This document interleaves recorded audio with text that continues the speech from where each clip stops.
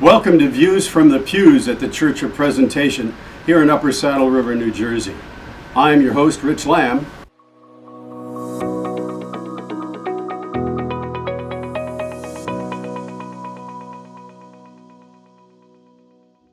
And today we're going to hear from a pair of great parishioners here, Mary Lynch and Donna Cotter. Welcome. Good morning. Good morning. First, thanks so much for taking time out of your schedules to take a few minutes to talk about the church and your lives. And first, if I may ask you, what do you do for a living? What do you do on an ordinary day? What's your schedule like? So I am a hardware specialist for IBM, and I sell to clients across the public market. So that's clients in the state, local government, and pharmaceuticals and healthcare. And I'm also in technology, and I cover applications, and I work with also large accounts, not public sector, but in the commercial sector. Sounds like something I'd have no idea of how to do it. Wow, big time.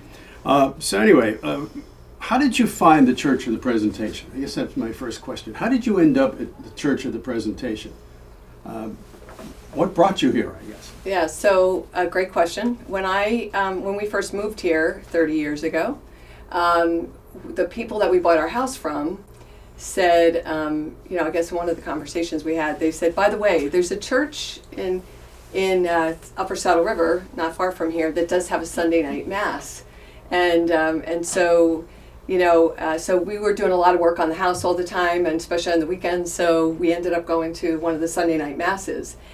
Knew nobody, but everybody there knew everybody, and so it was so awesome because I was like, eventually I'm going to get to know a lot of these people and I'm going to be part of this, and that was the beginning, and it never, it's been that way ever since. And Donna? So just about 30 years ago or so, my husband, my husband and I had recently gotten married, and we lived in Westchester. So we were visiting my cousin who lived in Upper Saddle River, and on Christmas Eve, so I had said, where is there a church? So she directed us to the church, and Father Jack was the pastor. And I leaned over to my husband and I went, Terry, we have to move here. And we actually did move in this area like 6 months later. So the church actually brought you to the neighborhood. Absolutely. Wow, real estate That's values. a really good story. Well, we were in Mawa for about 9 years before we moved to Upper Saddle River, but always been in the church. Yeah, and Father Jack McDermott, right? 6'7". He was amazing. With a big wingspan too. When he put his he was an amazing was guy. dynamic. He was amazing. So our present pastor, Father Bob Stagg, always talks about the altar being the best table in town, right? Mm-hmm. And it's a great phrase. And so how has going to the best table in town had an impact on your life? What has it changed, or what has it done? How do you feel? So I think of it like almost kind of, I think of it even beyond the church. Like I think of a table as like core, foundational. It's like where do you go where there isn't a table, right? In everybody's home there's a table. Wherever you travel, whatever we're doing in terms of service, there's always the component of a table, and it brings us in, and it's actually, I think, kind of neutral. I think, I don't think there's an aspect of any kind of judgment when you come to a table, other than most people are probably hungry and we want sustenance. So there's that aspect of it. So I think coming to the table is kind of it's a neutral, peaceful experience, right? Now, it may not always be peaceful because there's, it's certainly open for, things of discussion and listening and things like that. But I do think it's core, foundational, and I do think there's a comfort when you think about a table. And so when you come into the church and the table at the front on the altar, to me is kind of comforting, and it just kind of reminds me of all the use of all the experiences of the table in my life. Mm-hmm.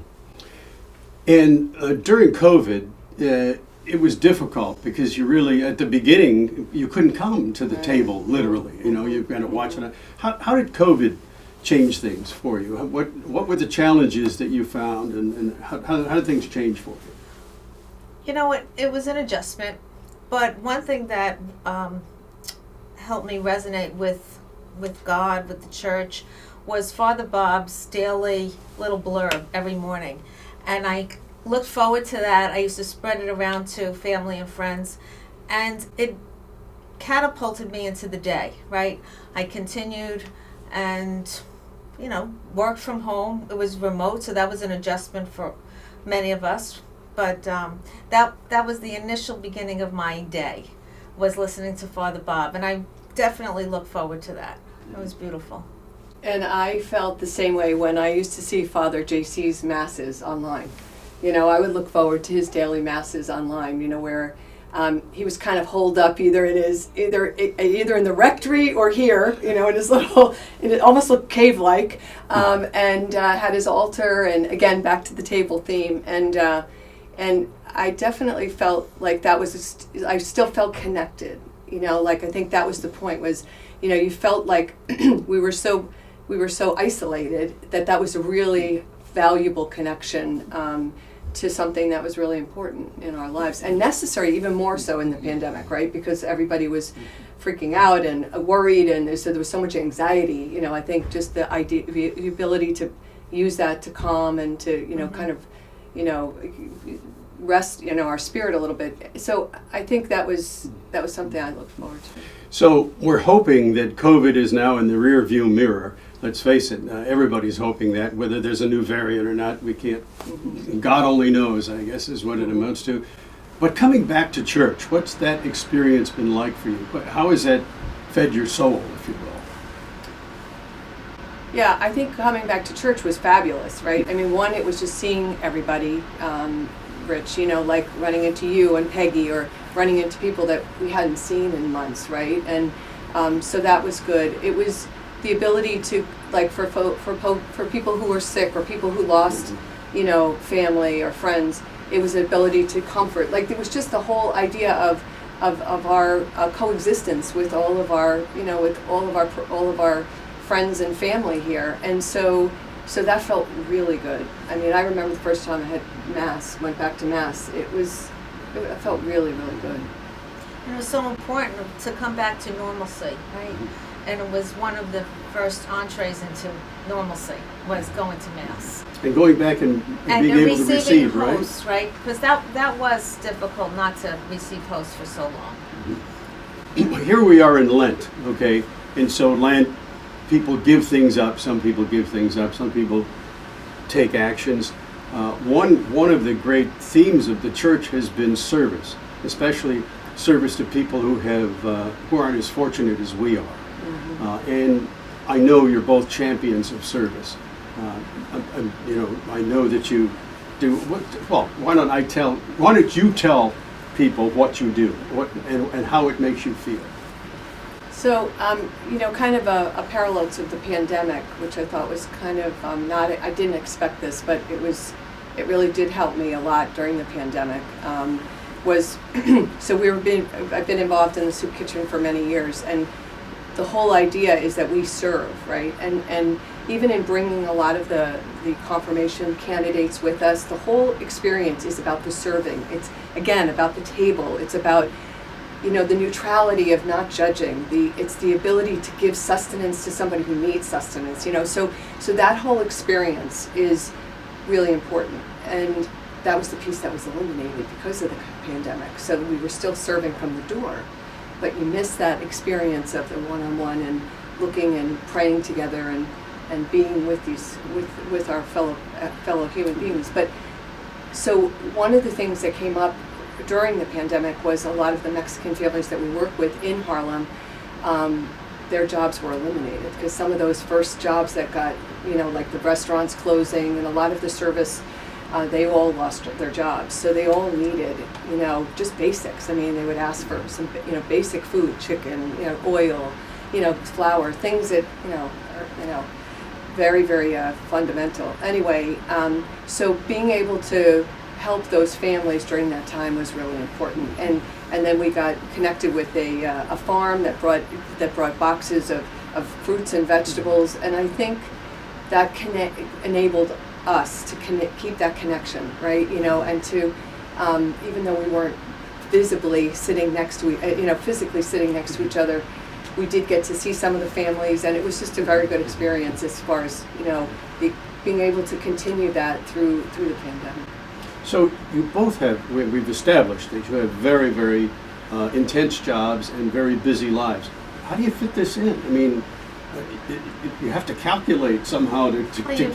You've heard that. You ask a busy person to do something and they get it done. Mary is the lead of the team, and we get together monthly, usually, to bring the food in. Mm-hmm. But then we will always cook, assemble, etc.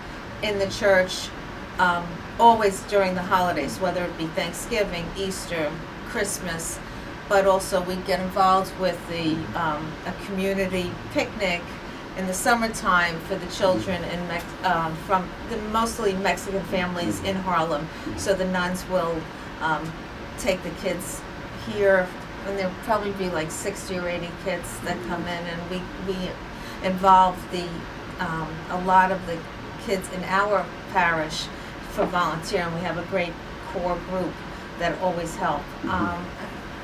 We've been doing it for so long. So I would say, it's a priority, right? It's like any other priority in your life. You find time for it, and you, I don't know, I always say that's the Spirit working, right? The Spirit figures it all out. You just show up ready to go. Jack Kennedy in his inaugural address said, "Here on earth, God's work is truly our own." Do you feel like somehow you're doing God's work? And do you feel Always. that? Absolutely. Always, never a doubt, So- never ever a doubt. That's without no question, and that's what keeps you at it, right? And I think the other aspect of it is that we are so blessed, and so I think it's really important for us to be able to give back and to be and the humility of that, right? Yes, we're blessed, but we have to take care of each other. Just because we're lucky in a lot of the things that we have, we still have a responsibility to humanity and to our earth and things like that. So I think it just helps keep us on track. And it's a natural. I find that it's very easy to do, and it makes me feel so good, right? You're helping others. It's just part of life. It's just very simple. Do you think your work is a prayer in a way?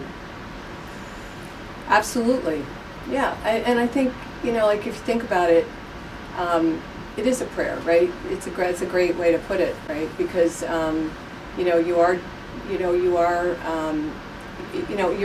you're out of yourself, right? And you're thinking, that's the whole idea, right? Is to be focused on other needs and being able to be it's your presence too, right? So yeah, it's a great way to put it. So, is there anything I haven't asked you that you want to say about the church, about your faith, about prayer life? Just continue to come to the table, and you're always welcome, right? I mean, that's what I loved about this church from 30 plus years ago, was that Father Jack and then the priest that followed him always welcome people. They did not judge, and that's so important, especially with how the church is today. I also think back to the metaphor of the table, that I think besides physical sustenance, I think this spiritual sustenance. Like, we are so incredibly fortunate to have amazing priests that and parishioners that bring so much to our development, our spiritual development. And sometimes you just have to step back and listen, and maybe that's a challenge sometimes, right? To just sit and listen and absorb, and we're all running very fast and always have a lot going on. Sometimes you really have to take a step back and listen, and maybe go back and read again, or and we're just so incredibly, back to Father JC's little daily masses. There was always little tidbits. There's always something from Father Ed, a little tidbit. There's always something, like you walk in and I was so upset about Ukraine, and that was the first thing that Bob talked about that weekend at Mass. And so I do think there's that ability to that sustenance for our spirit, and I don't know a better place in town to get it. Well, I think we're going to close this off on that note, and it was a beautiful note. Our thanks to parishioners Mary Lynch and Donna Cotter for all you do. We want to thank you for what you do, and to Father J.C., who's behind the camera over there. I'm Rich Lamb for Views from the Pews at the Church of the Presentation. See you next time.